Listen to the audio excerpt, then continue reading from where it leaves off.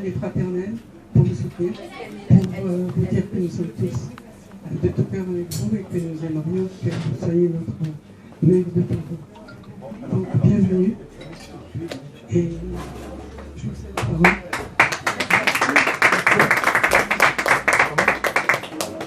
Merci pour ce déjeuner, on l'a compris parce qu'en ce moment c'est un peu la course, je dois dire. C'est non-stop, du matin au soir, du soir au matin. Je vous remercie pour d'avoir organisé ce déjeuner. Il y a beaucoup de petits soucis de santé qui ne se voient pas et je m'en réjouis. Je voulais être à vos côtés. Cet endroit est un endroit symbolique pour moi, pour des tas de raisons. D'abord, avant l'élection de Nicolas Sarkozy, nous étions là, et après l'élection de Nicolas Sarkozy, nous étions là. Donc effectivement, être ici à vos côtés, je pense que ça peut être bien parti. Voilà. Donc vous le pensez tous. Mais je voulais être aussi à vos côtés parce que vous menez chacune à votre niveau, chacune dans vos fonctions, dans vos missions, dans votre statut, des combats que je soutiens. Mais au-delà de ça, je peux effectivement le combat des femmes, la laïcité, tous ces sujets-là qui aujourd'hui amènent les Parisiennes et les Parisiens, mais aussi les Français en général, à s'opposer, à se confronter. Et donc, et on le voit dans Paris.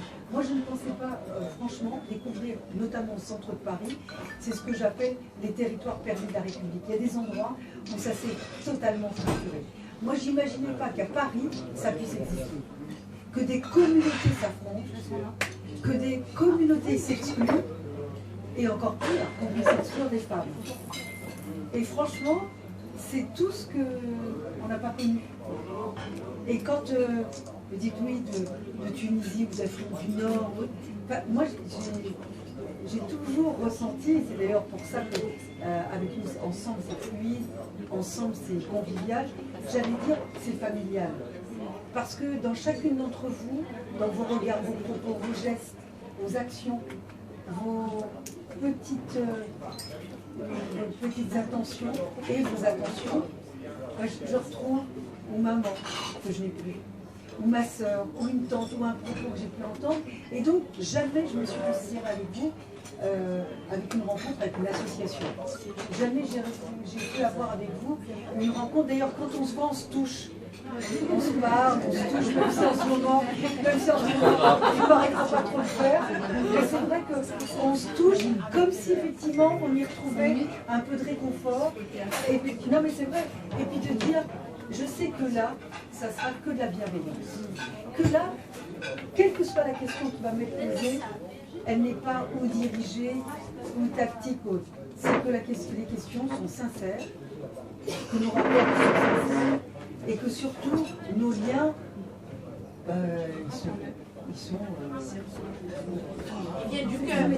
c'est des liens qui ne sont pas fondés sur quelque chose. Et ils sont fondés sur l'essentiel. Et donc, moi, je voudrais qu'on préserve ce lien d'amitié, qu'on a toujours eu, ce lien affectif. D'ailleurs, quand on s'est revus à l'association des Amis du CRI, il y en a certains que je ne connaissais même pas, genre, ah oui, bonjour, ça va. On a l'impression qu'on s'était vu la veille, qu'on avait partagé quelque chose et qu'on disait, alors ça va, on se retrouve demain et on peut se revoir dans 6 mois. Et dans 6 mois, on rencontre d'autres personnes.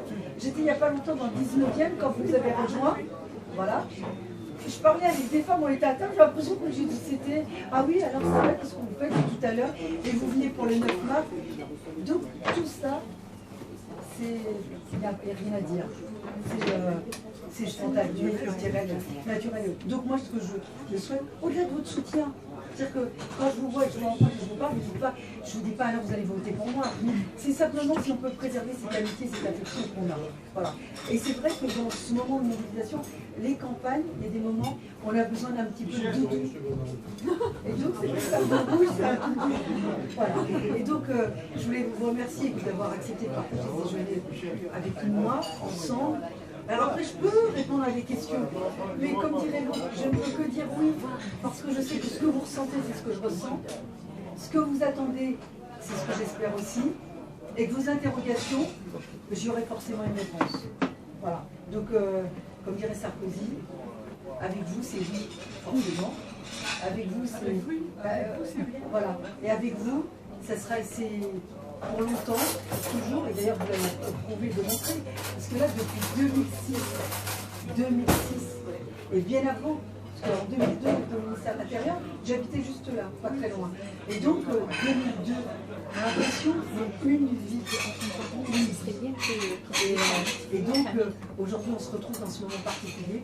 Je voulais vous remercier encore d'être là. En fait, ma seule réjouissance, pardon, à me dire, au moins, on va manger.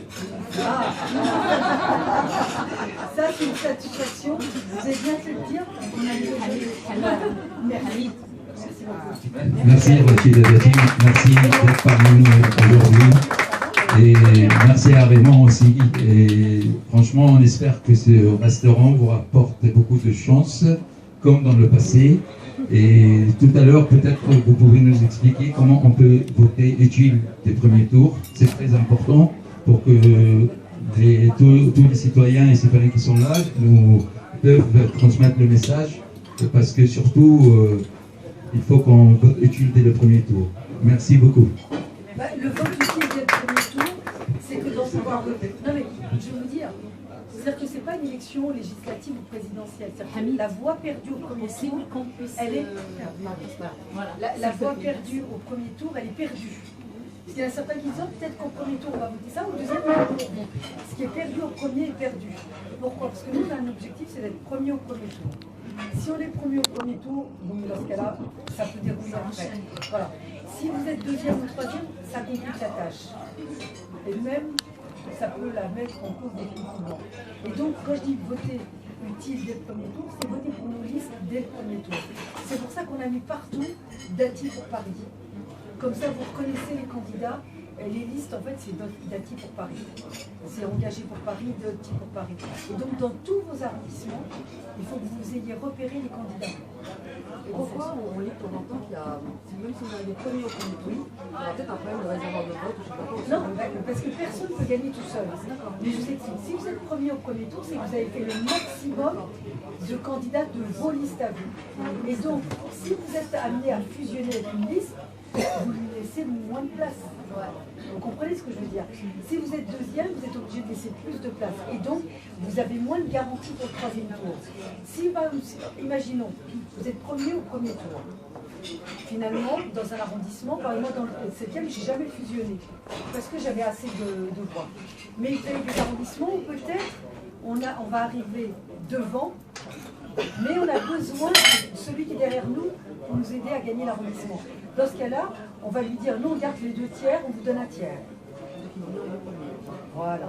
Parce que les 2 tiers, je peux m'assurer une élection. Et le dernier tiers, on lui dit, vous prenez l'engagement de voter pour moi, sauf que le vote est à bulletin secret. Donc c'est pour ça, il vaut mieux garder le maximum des gens de chez vous.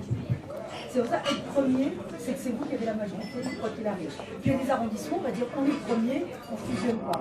Et dans ce cas-là, on n'a que des gens à nous. C'est bien de le rappeler. Voilà, c'est dès le premier tour. Voilà.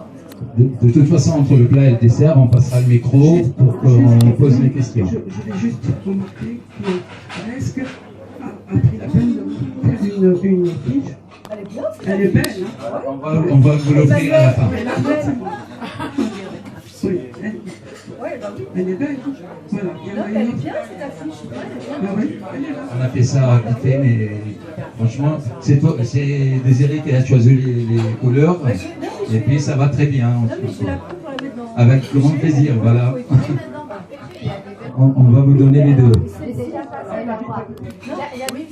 Mais je veux dire, cette photo, on l'avait vue, il m'avait même proposé éventuellement qu'on affiche, j'avais dit non.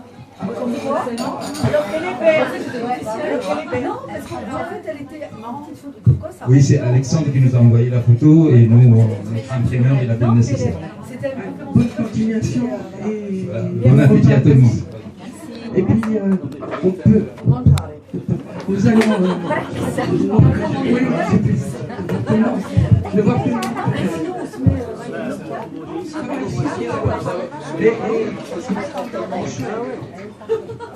Simplement, nous allons avoir quelques questions, presque au dessert. Hein. Il y a des journalistes, on va leur donner la parole.